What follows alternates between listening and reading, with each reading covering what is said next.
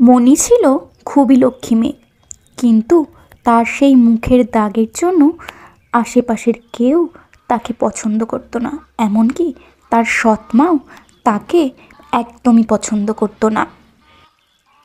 যাই, অনেকটা বেলা হয়ে গেছে, মা না হলে এবার খুবই রাগ করবে। তাড়াতাড়ি জল ভরে বাড়ির দিকে যাই।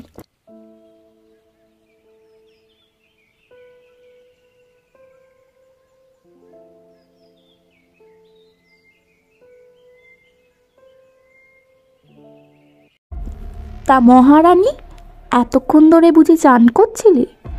তাও যদি বুঝতাম যে রূপ ভালো, ওই তো রূপের ছিরি, চাঁদ দেখলেও লজ্জা পাবে। তা এতক্ষণ লাগে সে তো আমি জানতাম না। ঘরের কাজগুলি বলি এমনি এমনি হবে? না না, তুমি চিন্তা করো না ছোটো মা, আমি সব এক্ষুনি গুছিয়ে করে দিচ্ছি। আসলে একটু জল আনতে গিয়ে দেরি হয়ে গেছে, একটু স্নান করছিলাম তো তাই। তুমি কোনো চিন্তা করো না, সব আমি একা হাতে সামলে নেব। ঠিক আছে, এবার হাট বাজারটা করে এসো, এসে আমাকে উদ্ধার করো, যাও। আর ভালো লাগে না, সারাটা জীবন শুধু জ্বালালো। যাই, তাড়াতাড়ি গিয়ে সবজিপত্রগুলো কিনে নিই, না হলে আবার অনেকটা দেরি হয়ে যাবে। বাড়ি গিয়ে অনেকটা কাজ আছে। উফ, আর পাচ্ছি না, বড্ড কষ্ট হয়ে গেছে। ও দিদি ভাই, কিছু খেতে দিবি? অনেকটা সময় হয়ে গেছে, পেটে কিছুই পড়েনি, খুব খিদে পেয়েছে। কেউ তো আমাকে বিনি পয়সায় দুমুঠো খেতেও দেয় না। কয়েকটা পয়সা দে না দিদি, খাই। ও ঠাকুমা, আমার কাছে তো পয়সা নেই গো, তবে আমার ছোটো মা আমাকে বাজার করার জন্য কিছু পয়সা দিয়েছে, আমি ওটাই তোমাকে দিচ্ছি। তুমি ওই দুটো পয়সা দিয়েই খেয়ে নাও না হয়। তোর মা যদি বকে তখন কি হবে দিদি? থাক, আমার লাগবে না, তুই ভালো থাক, এতেই হবে। এ আর নতুন কি, এ তো আমি প্রত্যেক দিনই মার খাই গো ঠাকুমা। তোমাকে এ নিয়ে ভাবতে হবে না, তোমার খিদে পেয়েছে, এই টাকাটা নিয়ে তুমি খেয়ে নাও। আমি আসি গো ঠাম্মা, অনেক দেরি হয়ে গেল। সমাজসেবা করে এসেছে, টাকাগুলো দিলাম সবজি কিনতে, সমাজসেবা করে এসে আদিক্ষেতা। আর পারি না নিজে খেটে, তাই সমাজসেবা করবি? এখন আমার মার খা তুই।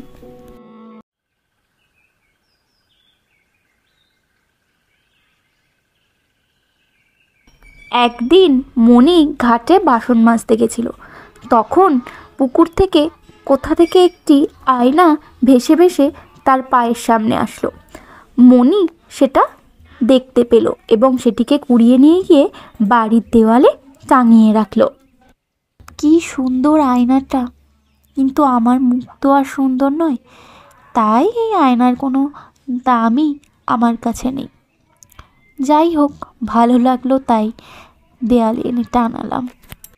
মণি সেই আয়নার দিকে তাকিয়ে একটি অদ্ভুত জিনিস লক্ষ্য করলো। হঠাৎই আয়নাটি থেকে একটি প্রতিচ্ছবি তৈরি হলো এবং আয়নার থেকে কে যেন একটা কথা বলতে শুরু করলো। তুমি আমাকে উদ্ধার করে অনেক উপকার করেছো বন্ধু। আমি একটি জাদুকরের জাদু আয়না। জাদুকর যখন নৌকা নিয়ে পার হচ্ছিল, তার পুটুলি থেকে আমি পড়ে যাই আর ভাসতে ভাসতে তোমার কাছে চলে এসেছি।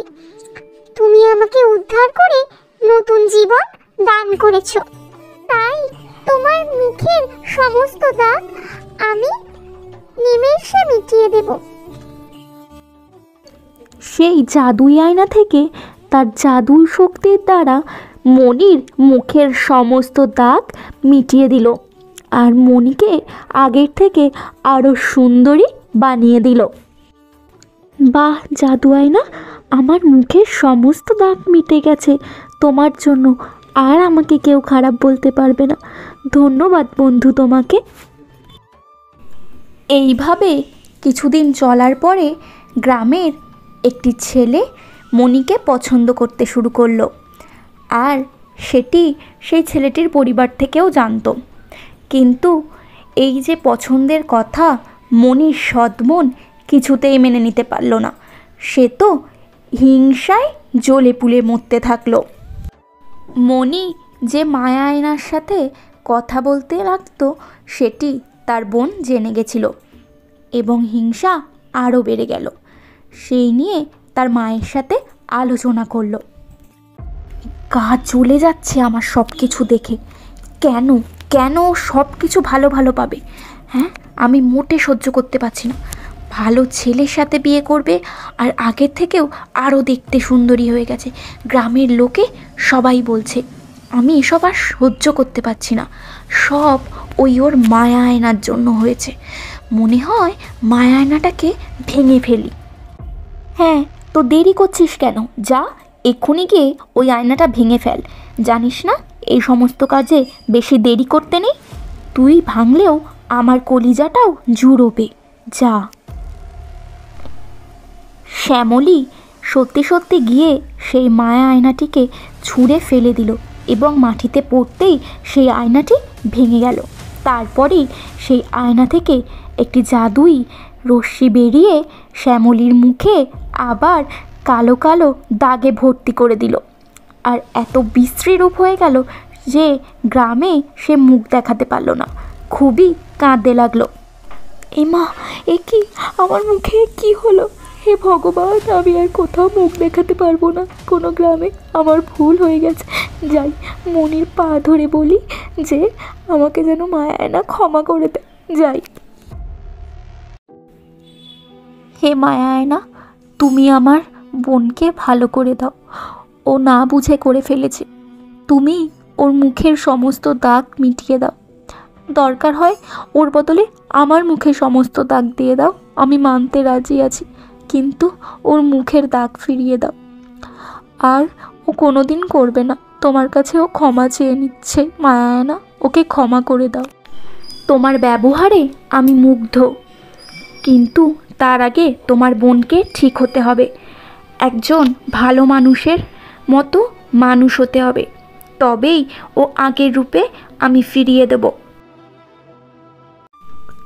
তোমার বোন ঠিক হয়ে যাবার পরে আমাকে তুমি সেই পুকুরেই ভাসিয়ে দিও। আস্তে আস্তে আমি মিলিয়ে যাব, তবেই আমার মুক্তি ঘটবে।